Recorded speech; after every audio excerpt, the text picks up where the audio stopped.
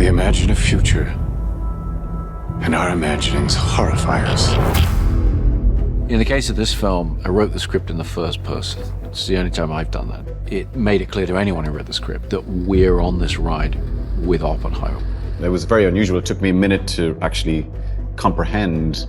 And then I realized, oh, that's a huge responsibility. I don't know if we can be trusted, but I know the Nazis can't. Cillian playing Oppenheimer was the centerpiece of the film, but I knew that he was going to need the most extraordinary ensemble around him. Let's go recruit some scientists. If Chris Nolan calls you and says that he'd like to meet with you, like, I don't care what it is. You'd be mad to say no. I feel like that's probably everybody's answer with this.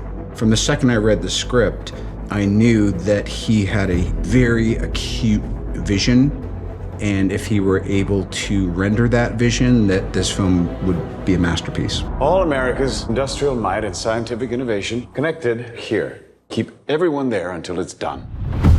It feels to me like every single character is significant because they're all historical figures of consequence. There's a chance when we push that button, we destroy the world. Chances are near zero.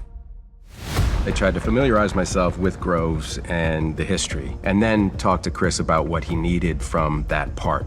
Groves was almost like a kindergarten teacher in some respects because these scientists were so eccentric and not necessarily trustworthy. I mean, if you're looking from a military perspective. Why would we go to the middle of nowhere for who knows how long? Why?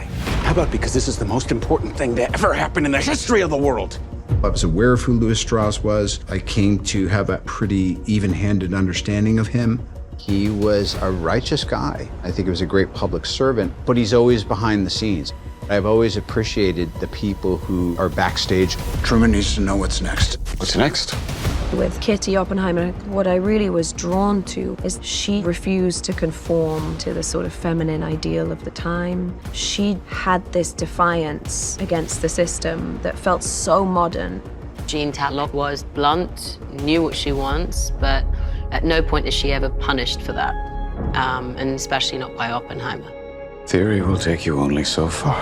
Oppenheimer sees things in sort of different dimensions. Physicists operate on a completely different level than we do, and I think sometimes it's a burden. So I was really interested in that. What we were looking for was a remarkably centered performance, the heart of the film, but also an ensemble piece. I was there on set every day, surrounded by a team of actors who knew more than I did about what was going on from their point of view. And that's what you're really looking for as a director.